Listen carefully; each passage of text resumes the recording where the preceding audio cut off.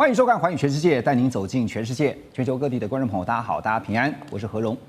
两岸大事国际焦点深度剖析，打开视野。透过 YouTube 收看朋友，请您帮我们按赞、订阅、加分享，动动手，开启小铃铛。也欢迎您告诉我们在哪个城市打卡收看。当然，欢迎大家多多的表达您的观点与意见。好，来欢迎今天的三位来宾。首先是前立委雷宪，倩倩好。主持人好，观众朋友大家好。另外，中华战略学会资深研究员张金大哥。主持人好，各位观众大家好。还有台科大机械工程系助理教授黄忠仁老师。何荣好，各位观众朋友好。好，今天跟三位老师带着大家先从中日最近的这个争议到目前为止争议风波还未平息。我们看到主要是日本首相高市早苗，他最近看起来他的立场有稍微放软也放缓，但是呢都是透过周边的人在讲话，所以呢中方目前的态度还是非常的强硬，而且特别讲到了用敷衍这两个字来形容啊。当然这个外交的战局呢，也就扩大到了军事的层面。日本海上保安厅跟中方的海警呢，都分别证实了中日两国的公务船在2号凌晨的时候呢，在钓鱼台海域爆发新一轮的对峙。那么法新社跟共同社都有报道说，有2艘中国大陆海警船在2号的凌晨呢，先后驶入了钓鱼台周边的日本领海。那这2艘搭载着机关炮的中方公务船，试图接近一艘叫做瑞宝丸的日本渔船。日本巡逻船呢就要求中方的公务船赶快的驶离领海，但中方的船只一直到清晨5点10分左右才驶离现场。当然我们知道钓鱼台海域一直都是中日双方很熟悉的这个冲突海域啊，因为都互相的在领土的部分各有坚持。那当然呢，这个也可能是针对高市早苗发言的后续动作。有一个最新的统计啊，显示2024年大陆的海警船，有355天都把这个船舰开到了钓鱼台列屿，这个具有主权争议的周边海域。当然，因为事涉国家主权争议所以中日双方的这个海上默契倩姐认为，目前在这个态势下，双方各自可能会采取什么样的立场？还有就是在海上万一遭遇了，我们常常讲说有 rules of engagement 这个遭遇的准则又会是如何？您怎么看？首先说呢，这一次在钓鱼台海域的事情跟前面2个都没有关系啊。因为海上遭遇准则是在那种未经通知意外遭遇的时候的准则，就是说你们刚好碰上了。那到时候要怎么处理？但是在钓鱼台这里呢，你看双方用的语言，一边用的是海警、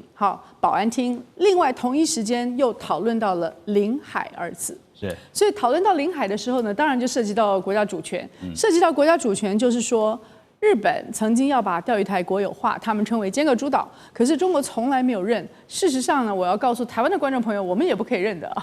我们不能认钓鱼台是日本的主权。那么如果说用领海2字呢，是说这是我主权所有的，无论是12海里或是毗邻区的24海里，它都是跟着领海基线、跟着主权来走的。那现在大家其实已经上升到了某一种情势的对峙，那这个对峙呢还没有进入灰色地带。那张进是战略专家，他很熟，但是他的表态是明显的。那么当然，因为高市他讲的话呢，涉及到4条断层线。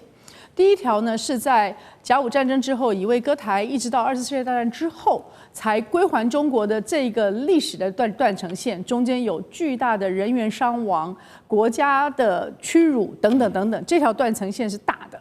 那第2条断层线呢，就是战后秩序的断层线。那现在无论是在钓鱼台，或者是最近在讨论的琉球，都是这条战后秩序的断层线。是，因为战后秩序最重要的就是在联合国宪章的时候，它是一个和平宪章。那当年我们是由顾维钧第一个签字的。那这个和平宪章中间有例外条款，就是敌国条款，最近讲的比较多，107条、53条、77条。也就是说，战胜国跟战败国，就算是我们要努力去推动和平的时候，对于战败国还是有一定的约束。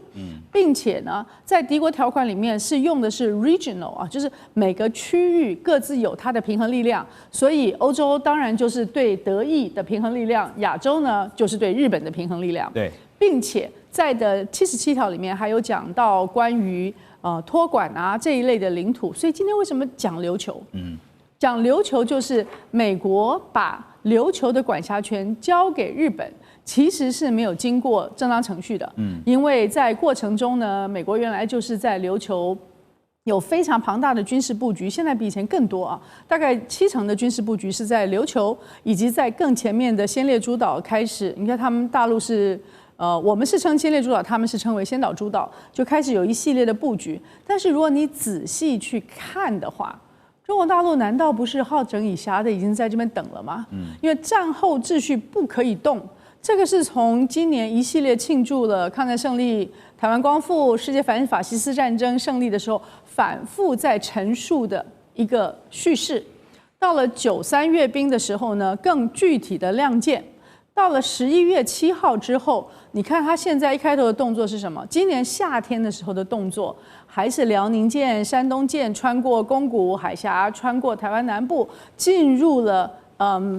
八重山群岛以南的这个部分啊。那甚至呢，他也去绕了冲之鸟附近。也就是说，我不认你用冲之鸟礁当成岛划的那个专属经济区，也就不认。日本的大群岛国家的概念，对，更就不认日本在这个大群岛国家之内所有的海域是内水的这一系列的叙事。那么到了11月7号之后，相反的，你看到的是更明确的亮剑，每一个战区具体的说完全准备好，并且它的演习是在黄海、渤海，用的地方是刘公岛，大家都知道，那就是最重要的。甲午战争的时候，北洋海军大溃败的那个地方啊。最近据说已经找到了定远舰的残骸，或者是它的留下来的这个船。那么定远舰当然就是在当时的旗舰舰，是从德国买来的最庞大的一条战舰。所以在刘公岛的演习，就是告诉你我们没有忘记1894、1895。另外，如果你仔细去看的，不认钓鱼台，就是说。在钓鱼台这里呢，东海的专属经济区，日本从2021年就开始争执，说底下的石油天然气要去跟中国大陆平分秋色，或者是共享利益的这个部分呢，也不认。因为若是没有了钓鱼台，你从琉球群岛这里是没有办法跨上大陆礁层的，你没有大陆礁层底下的专属经济区的权利。对，所以说，一个是历史上。一个是地理上、地质上的专属经济区，另外呢，也直接的去挑战了日本长期处心积虑经营的大群岛国家的边界，所以这些呢，都会对于中国跟美国现在正在进行的再平衡产生冲击，并且呢，他们会用台湾、用两岸。作为未来冲击的攻击点，所以如果观众朋友看到12月5号美国所发布的 NSS 啊，就是它的新的国家战略里面呢，你就发现它开始有了一个重新去部署第一岛链，并且非常具体的把台湾作为它岛链部署的核心，要求附近的这些同盟国，包含了像澳洲啊，都要增加军费以外呢，也把在这个台湾海峡发生了可能的事情。作为它很重要的战略上面的分界点，所以我觉得我们一定要问一句话，就是台湾有事到底是对谁有好处？台湾有事到底对谁有好处啊？因为我相信刚刚提到1895年的甲午战争哈，水军就海军出身的靖哥一定熟知这一段历史。那刚才倩姐特别提到说，现在感觉上哈拉到了一个接近主权的一个争议的层级哈，当然现在也在挑战的是战后的秩序，这个秩序不是说变就能变的，所以大家现在也在看的就是说，因为高市早苗目前为止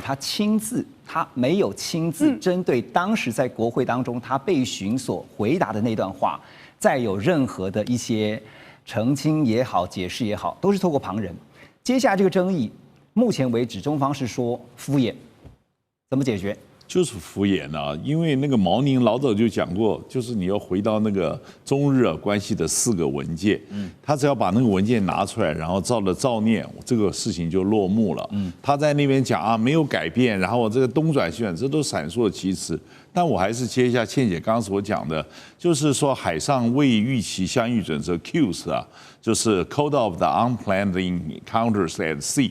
基本上来讲是不适用于这个钓鱼台海域，那个是说其他的，这个是摆明了大家就要在那边渡上。对，而且呢，这个相互的对视其实根本就是家常便饭。但是我要在这边特别讲，其实这个日本方面好像是在政治层面想要讲降温什么什么，但小动作不断。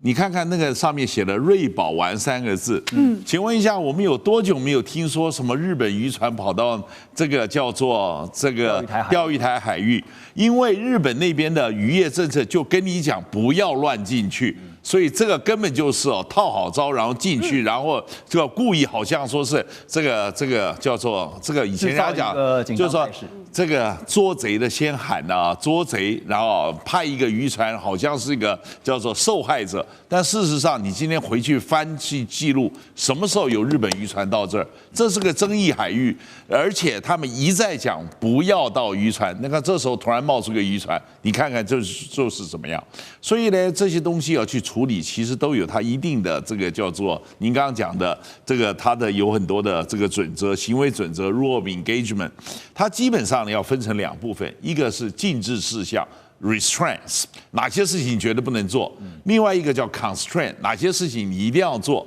一定要做照相、录音知道你是在怎么做。然后呢，灵机应变，绝不多话，而且所有的台词在中国大陆这个所有的台词基本上来讲都是照着有个本儿，然后按着这个念。你知道，绝对不会去乱扯名词，因为美国海军乱扯不一堆名词被人家录音出过了好多事。那但是日本呢？他很刻意的，就是在用这个叫是中文在那边念，而且它是中文是录音版，而且它都是用我们讲说国际的就是说紧急通话频道 Channel 16，让人来做，也就是大家都希望在国际的这个就是这个叫无限空间马可尼的无限空间之中这个里头留下这个记录。那其实照这样来讲，这个事情根本对事是家常便饭，只是从这个渔船的现身，你就知道这是一个